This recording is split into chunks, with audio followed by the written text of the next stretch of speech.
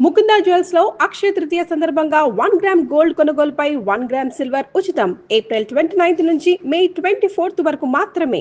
అందరికీ నమస్కారం. నా పేరు మాధురి. మీరు చూసింది సుమన్ టీవీ నెట్వర్క్. మనలో చాలా మందికి చాలా సందేహాలు వస్తూ ఉంటాయి కదండి. ఈ ఇంట్లో ఇది ఇక్కడ ఉండొచ్చా, ఇక్కడ పెడితే ఏమన్నా అవుతుందేమో, మా వాళ్ళు ఇక్కడ పెట్టకూడదు అన్నారు, కానీ వీళ్ళు ఇక్కడ పెట్టచ్చు అన్నారు, మరి అది చేయొచ్చా, చేస్తే ఎలాంటి వైపరీత్యాలు మనం ఎదుర్కోవాల్సి వస్తుంది, ఇలాంటి ఎన్నో సందేహాలు, ముఖ్యంగా ధర్మ సందేహాలు మనకు ఉంటూ ఉంటాయి. సో వాటిని నివృత్తి చేసుకునే ప్రయత్నం అయితే మనం ఈ కార్యక్రమం ద్వారా చేసుకుందామండి. మరి వీటన్నిటి గురించి మనకి చక్కగా తెలియచేయడానికి మనతో పాటు ఉన్నారు ప్రముఖ వాస్తు జ్యోతిష్య పండితులు బ్రహ్మశ్రీ నానాజీ పట్నాయక్ గారు. నమస్కారం గురువు గారు. శ్రీమాత్రే నమః. గురుగారు, నా చిన్నప్పుడు మా అమ్మమ్మ వాళ్ళ ఇంట్లోనే పెరిగాను అనమాట. నేను ఎప్పుడు కూడా అమ్మమ్మ వాళ్ళు ఏం చేశారంటే సాయంత్రం నైట్కి అన్నం చేసినప్పుడు ఒక ఇద్దరు ముగ్గురికి ఉన్నట్టు అట్లీస్ట్ ఒక్కళ్ళకన్నా ఉండేటట్టుగానే అన్నం ఉండేదన్నమాట. తర్వాత మా దగ్గరికి వచ్చేసరికి ఎంతవరకు కావాలో అంతమేమి వండుకుంటాము. సో అప్పట్లో వాళ్ళు ఎందుకు అలా చేసేవారు, ఎందుకు ఖచ్చితంగా మిగిల్చుకోవాలి, ఒక పర్సన్ తినేటట్టుగా అన్నం ఉండాలి అనేవాళ్ళు, కానీ ఇప్పుడు పాటించట్లేదు. అసలు రీజన్ ఏంటంటారు, అలా ఎందుకు అంటారు? అసలు చాలా మంచి ప్రశ్న వేశారమ్మా. ఎందుకంటే మనకి శాస్త్రాల్లో ఉన్నటువంటి అంశం ఏమిటి అంటే అతిథి లేకుండా అసలు భోజనం చేయకూడదు. ఖచ్చితంగా అతిథి ఉండాలి. అతిథితో పాటే మనం తినాలి, అతిథికి పెట్టి తినాలి, లేదా మనం తిన్నాక అతిథి వస్తే అతిథికి ఉంచాలన్నమాట. కానీ వస్తారో రారో తెలియని అతిథి ఇవాళ రేపు మారిపోయింది. అయ్యో ఇవాళ రేపు కల్చర్ ఎలా మారిపోయింది అంటే, సొసైటీ ఎలా మారిపోయింది, అతిథి వస్తున్నారని వీళ్ళు తాళాలు వేసుకొని వెళ్ళిపోతున్నారు, మేము ఇంట్లో ఊర్లో ఉండట్లేదని చెప్తున్నారు. కానీ శాస్త్రంలో మనకి అతిథి దేవో భవ, అతిథి భగవంతుడితో సమానం అని చెప్తుంది శాస్త్రం, దేవతతో సమానం అని చెప్తుంది. కాబట్టి అందుకొకటి. రెండవది, ఏ అర్ధరాత్రి ఎవరు వచ్చినా నువ్వు లేదు అనకూడదు. ఎవరో వచ్చారు సడన్గా, ఏ ఊరు నుంచి వచ్చారు, వాళ్ళకి నువ్వు పెట్టడానికి ఉండాలి ఒకటి. ఇంకోటి ఏంటంటే, మనకి ఇంట్లో అలా మిగల్చడం ఒకటి కాకుండా మనకి శాస్త్రంలో ఉన్నటువంటిది ఏమిటంటే 2 రకాలుగా పెడతారమ్మా. ఒకటి దేవుడికి నైవేద్యం. నువ్వు చేసినటువంటి పదార్థాన్ని ఎందుకు స్నానం చేసి చేయాలి అంటారంటే, మొట్టమొదటిగా నువ్వు దేవుడికి చేసే పదార్థాన్ని స్నానం చేయకుండా చేస్తే అది దోషం. అందుకని నువ్వు వండిన ప్రతి పదార్థాన్ని దేవుడికి నైవేద్యంగా పెట్టాలి. కనీసం పూజ మనకి వంటగదిలో అయినా సరే కాస్త నీళ్ళు ఇలా తిప్పేసి దేవుడికి సమర్పించినట్టుగా ఒకసారి దండం పెట్టుకుని తినాలి. అలా చేయకపోతే అది పాపపు కూడుతో సమానంగా అని చెప్తుంది శాస్త్రం. ఉంది, నేను ఉత్తి మాటలు మాట్లాడలేదు. ఒకటి.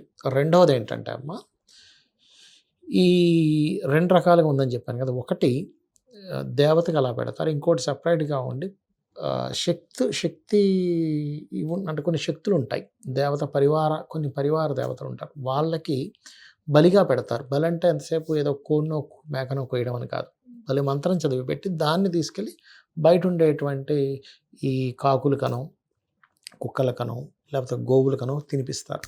అంటే కేవలం నువ్వు వండుకున్నటువంటి దాన్ని కేవలం స్వార్థంగా నువ్వు మాత్రమే తినకుండా, నువ్వు చేసుకున్న దాన్ని ఎంతో కొంత అతిథికో లేకపోతే ఒక సునకానికో అంటే కుక్కకో ఆవుకో పక్షికో దేనికో దానికి నువ్వు పెట్టాలి. ఇంకొక విషయం ఏంటంటే, చాలామంది తెలియక మనం అన్నం తింటుంటాం కదా, తినేటప్పుడు ఒక మెతుకు కిందన పడిపోతాయి కొన్ని, వాళ్ళు టకటక ఎత్తుకొని మళ్ళీ అందులో వేసుకుంటారు. అసలు అలా వేయకూడదు. ఈశ్వరుడు ఆ యొక్క జీవికి అన్నం వెళ్ళాలనేటువంటి భావనతో నీకు తెలియకుండాను 2 మెతుకులు కింద పడేశాడు. ఏ పురుక్కో చీమకో ఆ అన్నం వెళ్తుంది, నువ్వు కింద పడిపోయిన దాన్ని కూడా నువ్వు మళ్ళీ తీసుకొని వెతుకొని అస్సలు తినకూడదు. అలా చాలా పెద్ద మిస్టేక్ అది. నువ్వు అనుకుంటున్నావు ఏదో చేయి జారిపి పడిపోయిందేమో, నేను తింటుంటే ఏదో 2 మెతుకులు కింద పడ్డాయేమో గబగబా ఎత్తుకొని అందులో వేసుకుంటారు. చాలా పెద్ద మిస్టేక్, అసలు అలా చేయకూడదు. ఓకే. కాబట్టి ఏంటి, మనతో పాటు కొన్ని అంటే ఇప్పటికీ చాలామంది చేస్తుంటారు, తగ్గిపోయింది, సపరేట్ ప్లేట్ ఒకటి పెట్టుకొని అందులో నుంచి ఒక అన్నం తీసుకొని మనసులో భావన చేసుకొని అందులో పెట్టేస్తారు. పెట్టి దాని తర్వాత దాన్ని తీసుకెళ్ళి ఇంటి మీద ఏదో పక్షులు పెడతారు. ఆ సాంప్రదాయం మనకు ఉన్నటువంటిది.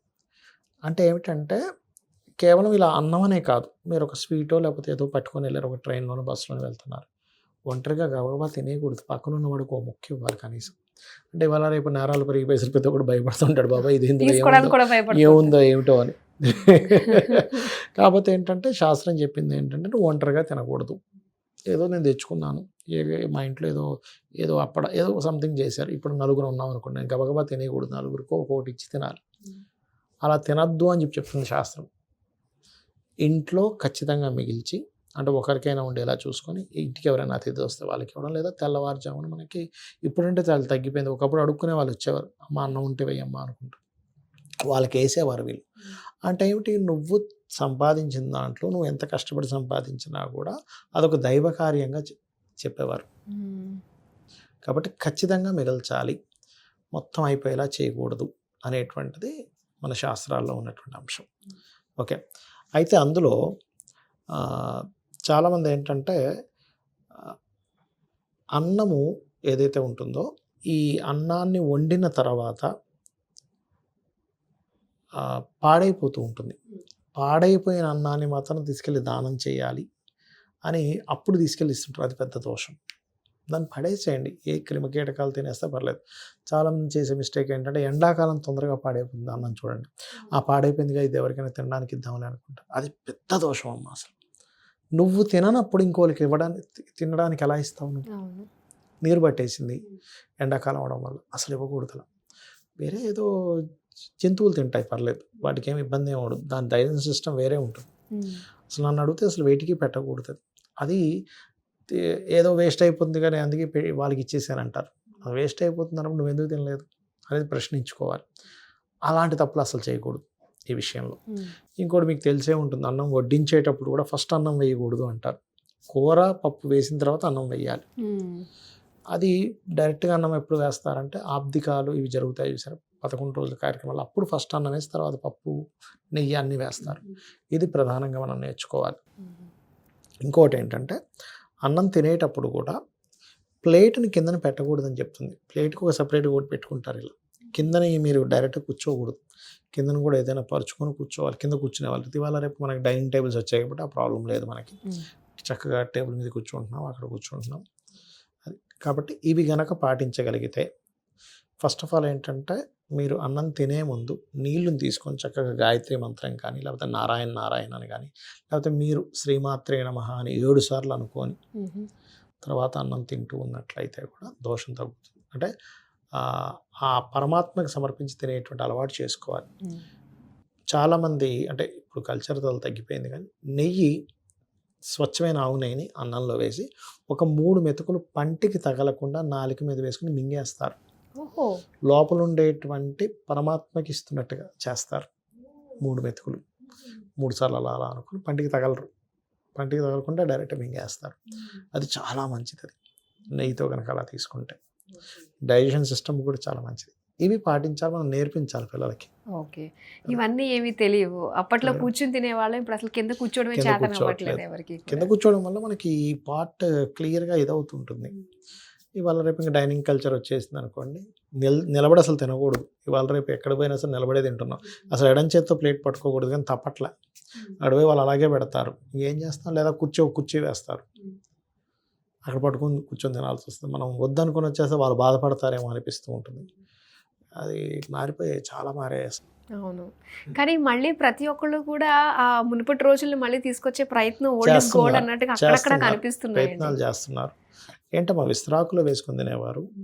విస్తరాకు ఏంటంటే, విస్తరాకున్న లక్షణం ఏంటంటే ఆ ఫుడ్లో ఏదైనా పాయిజన్ అయిందనుకోండి, విస్తరాకు మొత్తం మారిపోతుంది, కలర్ మారిపోతుంది. వెంటనే మనం కనిపెట్టచ్చు, ఓహో ఫుడ్లో ఏదో ప్రాబ్లం ఉందని. ఓకే అబ్బా, ఈవెన్ అరిటాకులో ఉండేది కూడా అరిటాకు మెయిన్ అరిటాకు ఇంకా బాగా పనిచేస్తుంది. ఇలాంటివి ఎన్నో ఉన్నాయి నిజంగా. అవన్నీ కూడా మళ్ళీ రావాలండి నిజంగా. ప్రతి ఒక్కళ్ళు ఏదైనా ప్లాన్ చేసినట్లయితే భోజనం పెట్టాలి అనుకుంటే, ఎందుకంటే అరే అది చేసింది నిజమే కదా, అవి మంచివే కదా అనేటువంటిది మళ్ళీ సైకిల్ మళ్ళీ ఆ టైంకి వచ్చినట్టుగా వస్తూ ఉంది. చాలా చక్కగా తెలియజేశారు గురువుగారు. అసలు ప్రతి ఒక్కళ్ళు మనిషి అన్న తర్వాత ఒకళ్ళకి పెట్టిన తర్వాతే మనం తినాలి. అలా అది నేర్పించాలి పిల్లలకు కూడా. ఎట్లా అంటే స్కూల్ వయసు నుంచి నేర్పించాలి మా పిల్లలకి. నాన్న నువ్వు స్కూల్కి వెళ్తున్నావు కదా, ఇది కావాలంటే నీ ఫ్రెండ్కి ఇవ్వు. ఎప్పుడైతే మనం పిల్లలకి నువ్వు ఎవరికి కనబడకుండా తినేసాయి, ఎవరికి పెట్టకూడదు, చాలామంది తెలియక ఇట్లాంటివి నేర్పిస్తారు పిల్లలకి. అప్పుడు ఏమైపోతుందంటే పిల్లలకి ఎప్పుడైతే ఇవ్వడం నేర్పిస్తామో రేపు పొద్దున్న నీకు కూడా ఏదైనా చూసుకుంటాడు తల్లిదండ్రులుగా. లేకపోతే నువ్వు స్వార్థమే నేర్పించావు కాబట్టి ఇది నా డబ్బులు మీకెందుకు పెట్టాలంటాడు తల్లిదండ్రులు పెద్ద అయ్యాక. అలాగే తయారవుతాడు. ఇది మాత్రం గుర్తుపెట్టుకోవాలి ప్రతి ఒక్కళ్ళు కూడా. నిజంగా పిల్లలకు నేర్పించేదే వాళ్ళు రేపు పొద్దున మనం చూసుకోవడంలో కూడా అది ఆధారం. ఆ మైండ్ సెట్ వస్తుంది, ఆటోమేటిక్గా తయారవుతుంది. అయితే అది సర్వసాధారణంగా మనం ఎంత నేర్పించినా కొంతమందికి స్వార్థంగా ఉంటాడంటే బుధుడు పాడవుతాడు వాళ్ళకి. బుధగ్రహం పాడైతే స్వార్థంగా ఉంటారు వాళ్ళు, పెట్టే గుణం ఉండదు వాళ్ళకి. ఎప్పటికీ అంతే వాళ్ళు. స్వార్థానికి కారకుడు బుధుడు. క్యాల్కులేషన్స్, తప్పుడు క్యాల్కులేషన్ చేసుకుంటాడు. అమ్మో ఇప్పుడు నేను వీళ్ళందరికీ పెడితే నాకు అయిపోతుందేమో, నేను ఎవరికి పెట్టకూడదు. బుధుడు పాడైపోతే మొత్తం. బుధుడు బాగున్నాడు అనుకోండి, అందరికీ పెట్టాలి లౌక్యం, అందరితో ఫ్రెండ్లీగా ఉండాలనే తత్వం ఉంటుంది. వీడు ఫ్రెండ్లీ ఉంటే ఉన్నాడు, లేకపోతే నాకే నేను అది తింటాను అంటాడు బుధుడు పాడైతే. సో బుధుడు ఈజ్ మోస్ట్ డేంజరస్. ఓకే. ఈ బుధుడు పాడైన వాళ్ళకి మళ్ళీ బాగుండాలి అంటే వాళ్ళు విష్ణు చేసుకోవాల్సిన సహస్రనామాలు వినడం. ఎందుకంటే బుధుడు పాడైతే అప్పులు కూడా పెరుగుతాయి, అప్పులు చాలా పెరుగుతాయి బుధుడు పాడైతే. ఓకే. దాని గురించి అన్నా ప్రతి ఒక్కళ్ళు కూడా విష్ణు సహస్రనామాలు మీరు చెప్పిన రెమెడీస్ కూడా చేయాలి, చేసుకుంటారు. చేసుకోవాలి. ఓకే. చాలా చక్కటి విషయాలు తెలియజేసినందుకు ధన్యవాదాలు. శ్రీమాత్రే నమః.